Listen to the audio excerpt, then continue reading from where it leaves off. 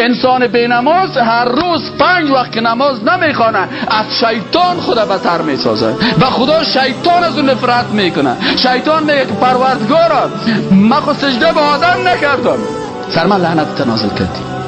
شیطان خداوند گفت که برای آدم سجده احترام بکن.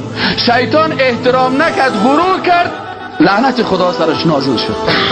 و این انسان خدا میگه که بر من سجده کن، سر از این 2 لعنت نازل میشه که حکم خدا را نکرد و به خدای ذوالجلال سجده نکرد.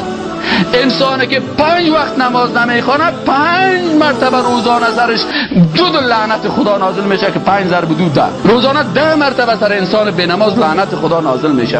آیا سر کسی که لعنت نازل شد و در عربی وقتی که علمای که عربی را میفهمن یا را پرسان کردیم گفتیم ما معنی لعن چی را میگه؟ گفتن اللعن الطرد من رحمت الله سبحانه و تعالی. لعنت چی است؟ یک نفره که ترک کنی از رحمت خداوند متعال جل جلاله. پس انسان بینماز از رحمت خداوند متعال جل جلاله بی نصیب میشه.